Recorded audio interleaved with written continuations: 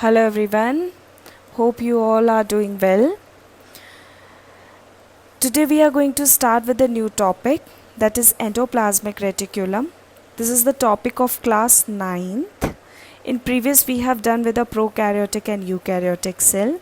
Now one by one we will proceed with the cell organelle, and these all are functional cell organelle which is performing some function.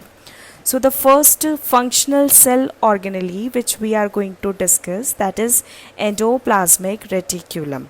Here you can see the diagram of the cell also, that already we have discussed about each and everything about that. Okay, so let's start.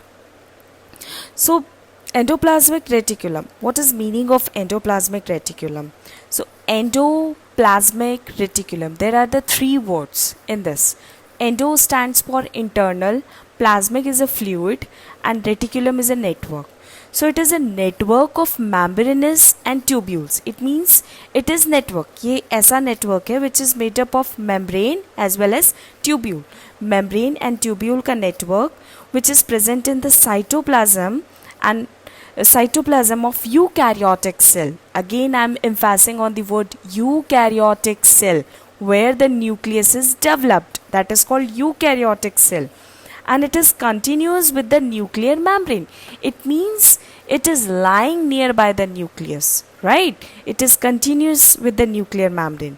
It usually has ribosomes. It means when we will check the diagram of that, you will see some dot-like structures are lying on that. So these dot-like structures are called ribosomes. And these ribosomes are helping to synthesize lipid and protein. So let's see further. Here's a simple diagram of endoplasmic reticulum. Endo internal plasmic fluid and reticulum network. So this fluorescent color round ball structure is denoted like nucleus, and it is bounded with the nuclear membrane. We are talking about eukaryotic cell where the nucleus is developed. Okay. So this endoplasmic reticulum, you will see the first structure, light blue structure, is surrounding this nucleus area. So this light blue structure which is having a membrane sheet-like structures are there. Sheet-like structure, sheet-like network is there. So this is called rough endoplasmic reticulum. Why? Because their surface is rough. Why? Because they are having dot-like structure, and as in previous slide we have discussed about dot-like structure, that is ribosome. So it means the sheet-like structures which is rough in the nature due to the presence of ribosome, that is called rough endoplasmic reticulum. Okay, in that back only, now we are going away from the nucleus. The nearby the nucleus, rough endoplasmic reticulum is there. Now the far from the nucleus, that is the small tubules like structures are there, which you can see of violet color on the screen. Okay, so these tubule like structure is considered as smooth endoplasmic reticulum. Why? Because there we don't have any dot-like structure. It means ribosomes are not present on smooth endoplasmic reticulum. So in this way, endoplasmic reticulum categorized into two parts. One will be rough and another will be smooth. And if you will check the location of the rough endoplasmic reticulum, it is nearby the nucleus, and when you are away from the nucleus or you are going near to the cell membrane, you will see the smooth endoplasmic reticulum is there. Then when rough endoplasmic reticulum is having dot-like structure, it means ribosomes are present over there, and in smooth endoplasmic reticulum there will be no ribosomes. Right. Now there is a structure there we have denoted properly. The middle structure is called nucleus, and the surrounding, the first nucleus surrounded with the rough endoplasmic reticulum, and which is going far from the nucleus, that is smooth endoplasmic reticulum. And endoplasmic reticulum is having the small dot-like structures are there, which is called as ribosomes, which are helping in synthesizing proteins. Well children, here you will see the more emphasis on rough and smooth.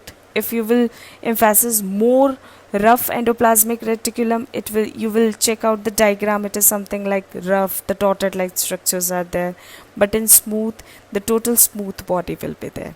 Okay, so here is a comparison between SER and RER. If we will see, smooth ribosome absent, rough ribosomes present.